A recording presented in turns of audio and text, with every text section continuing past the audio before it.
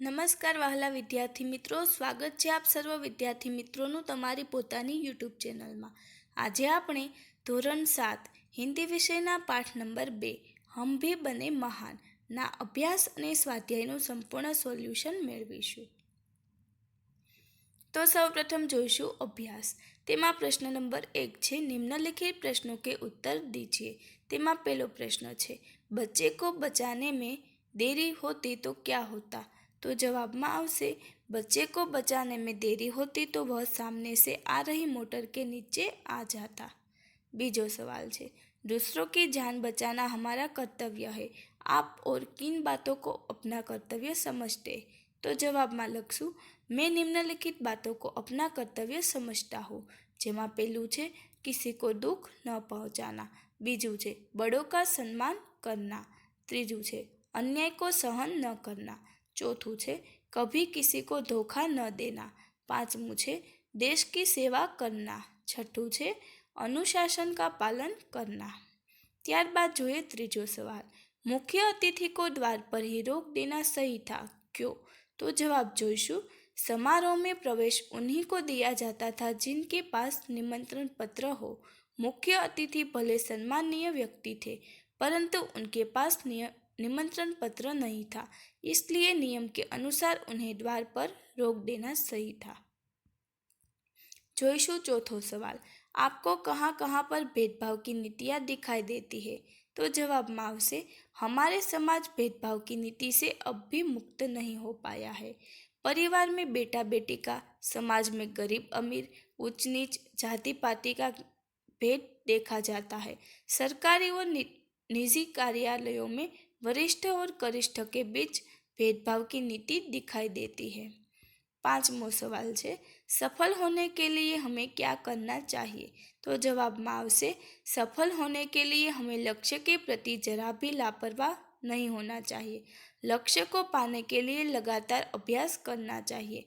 अभ्यास के समय दिखाई देने वाली अपनी त्रुटियों को दूर करना चाहिए.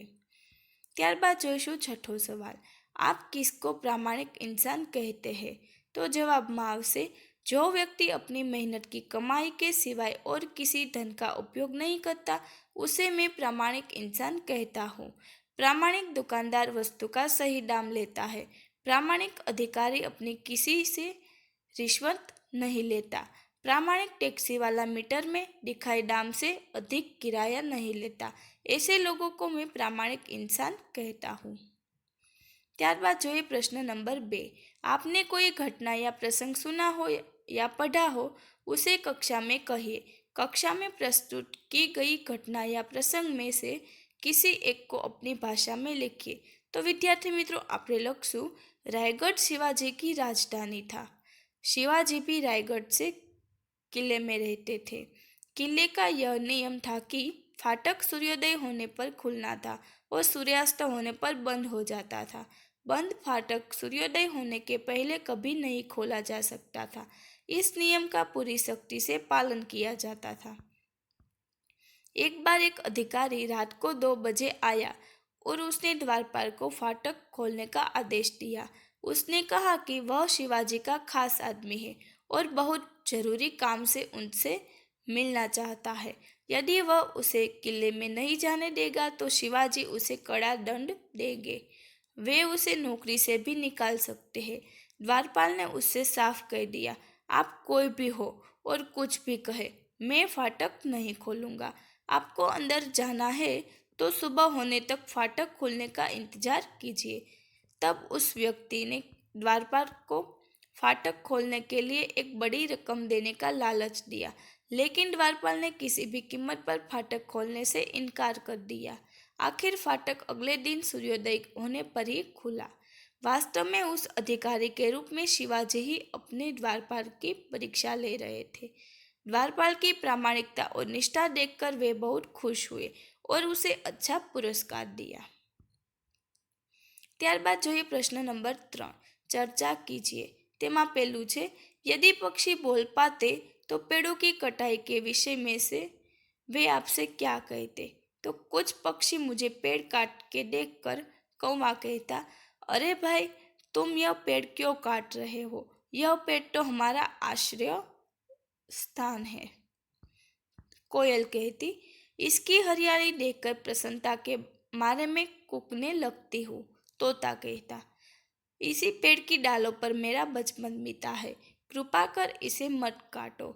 अरे, ये पेड़ तो धरती के बेटे हैं, इन्हें काटने से धरती माँ रुष्ट हो जाती है। जहाँ घने पेड़ होते हैं, जंगल होते हैं, वहाँ अच्छी वर्षा होती है। केवल हम पक्षी ही नहीं, सभी प्राणी जल से ही जिंदा है। आजकल जहाँ सूखा पड़ता है, उसके लिए वहाँ के पेड़ों की कटाई ही जिम्मेदार है। पेड़ काटने से बादल भी रुष्ट हो जाते हैं, लेकिन तुम मनुष्य इन पेड़ों का महत्व नहीं जानते। ये पेड़ केवल फल फूल और छाया ही नहीं देते, ये वातावरण को शुद्ध बनाकर सबको स्वास्थ्य प्रदान करते हैं।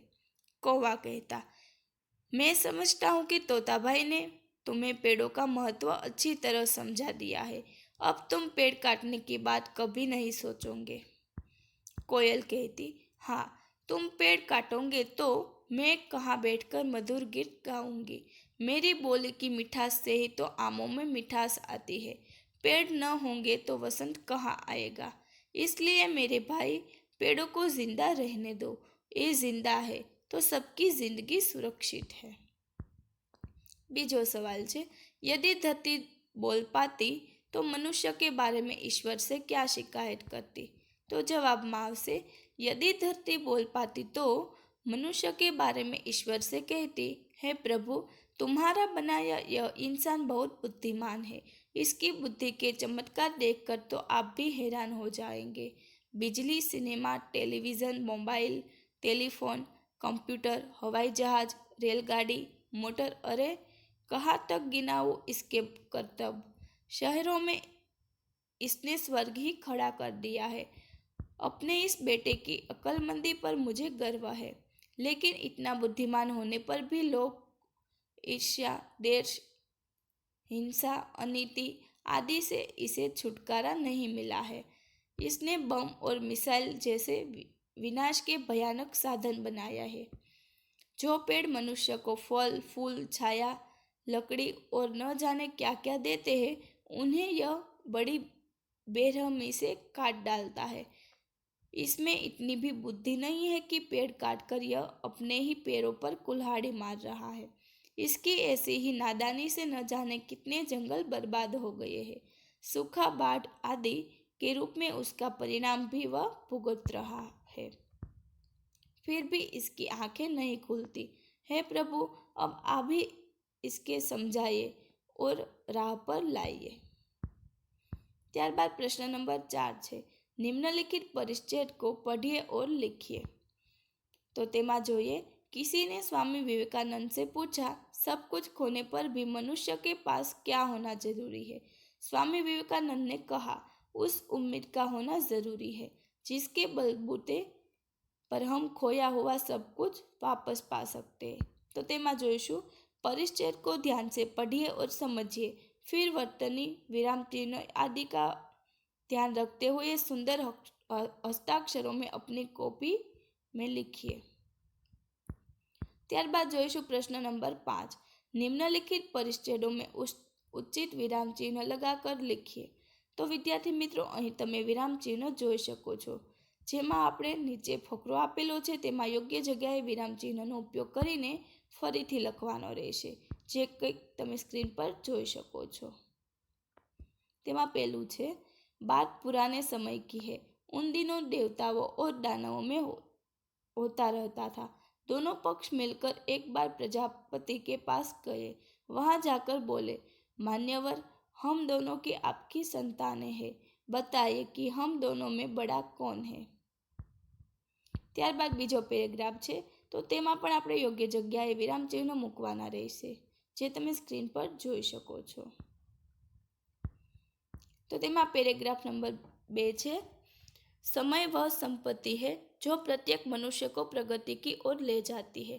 जो लोग इस धन का उचित विनियोग करते हैं, उन्हें शारीरिक सुख तथा आत्मिक आनंद प्राप्त होता है।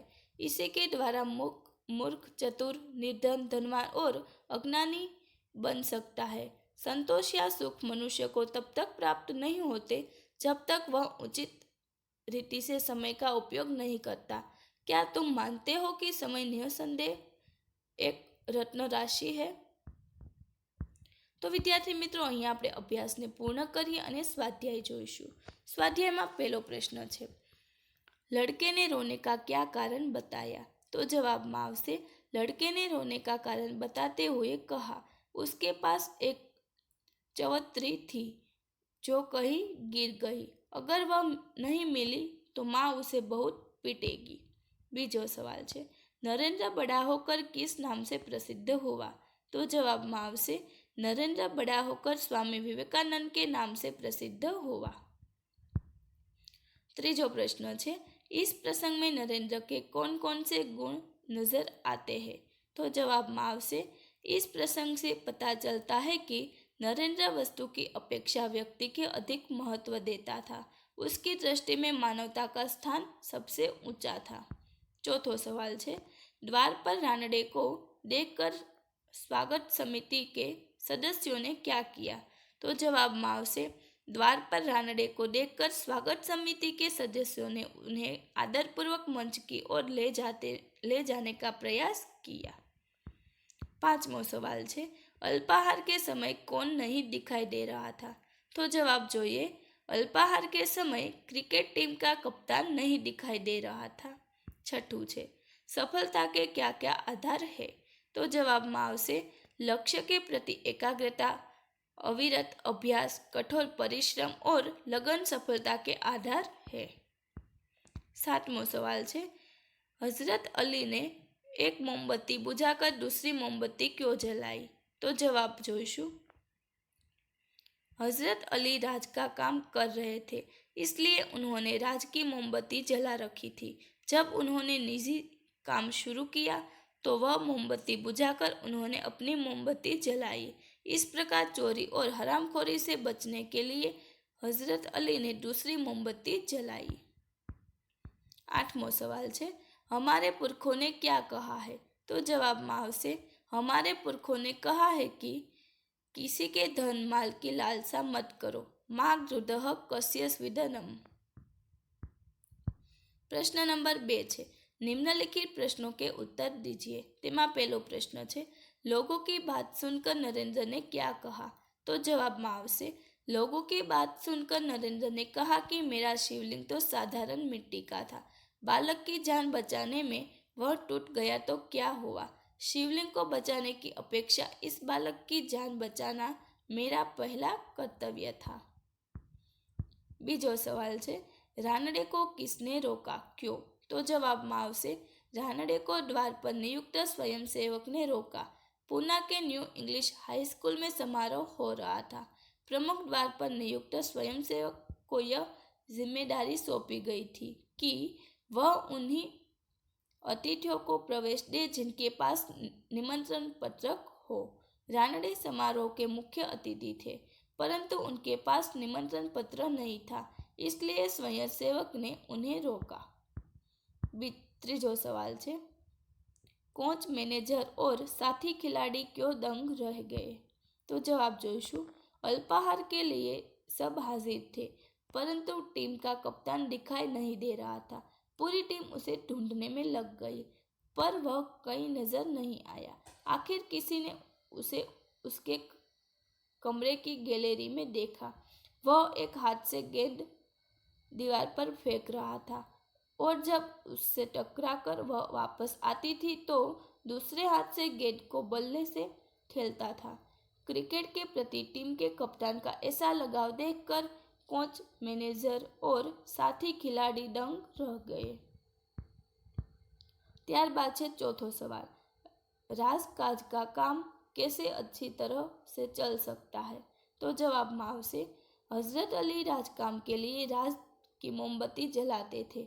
अपना काम करने के लिए वे राज की मोमबत्ती बुझाकर अपनी मोमबत्ती जलाते थे। निजी काम के लिए राज की मोमबत्ती जलाना उनकी नज़र में चोरी और हरामखोरी थी। राजकाज में हजरत अली जैसी प्रामाणिकता रखी जाए तो ही वह अच्छी तरह से चल सकता है।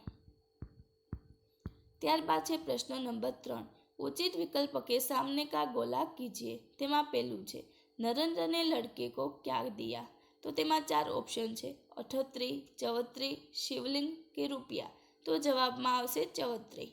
बीजू है, समारोह के मुख्य अतिथि कौन थे? तो तेमा पण 4 ऑप्शन है, हजरत अली, गोपाल कृष्ण गोखले, स्वामी विवेकानंद के महादेव गोविंद रानड़े। तो जवाब में आवशे महादेव गोविंद रानड़े। त्रीजू है, स्वयंसेवक क्या देखकर लोगों को यथास्थान ले जा रहा था? तो तेमा 4 ऑप्शन है, निमंत्रण पत्र, पहचान पत्र, राशन कार्ड कि ड्राइविंग लाइसेंस। तो जवाब में आवशे निमंत्रण पत्र। त्यारबाद चौथुं है, स्वागत समिति के सदस्य रानड़े को किस ओर ले जाने का प्रयास कर रहे थे? तो तेमा 4 ऑप्शन है, विश्राम गृह, भोजन कक्ष, मंच के सभागृह। तो जवाब में आवशे मंच।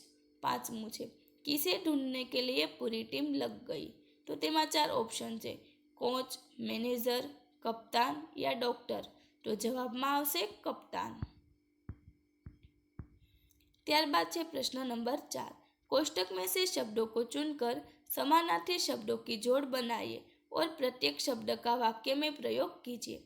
तो विद्यार्थी मित्रों, तमे कोष्टक में कई शब्दों आ मुजब जोई शको छो, जेमां सौप्रथम है कामयाबी, त्यारबाद है ख्याल, त्यारबाद है नुकसान, प्रसिद्ध, जांच, अमीर, परीक्षण, हानि, सफलता, विख्यात, विचार अने धनवान।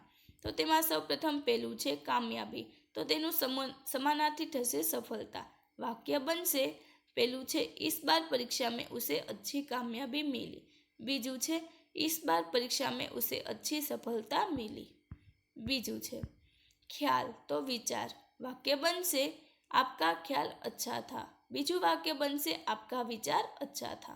त्रीजू छे नुकसान, तो तेनुं समानार्थी थशे हानि।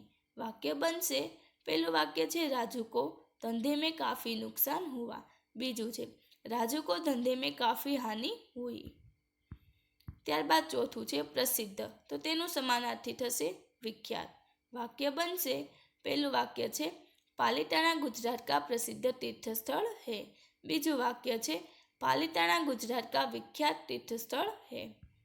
पांचमू छे जांच, तो तेनुं समानार्थी बनशे परीक्षण। वाक्य बनशे पिताजी हिसाब किताब की जांच कर रहे थे। बीजू वाक्य छे पिताजी हिसाब किताब का परीक्षण कर रहे थे। त्यारबाद छठुं छे अमीर, तो तेनुं विरुद्ध समानार्थी बनशे धनवान। वाक्य बनशे वह गांव का सबसे बड़ा अमीर है। बीजू वाक्य बनशे वह गांव का सबसे बड़ा धनवान है। तो विद्यार्थी मित्रों, तमे आ सोल्यूशन जोयुं, सांभळ्युं, समज्या ते बदल आपनो खूब खूब आभार।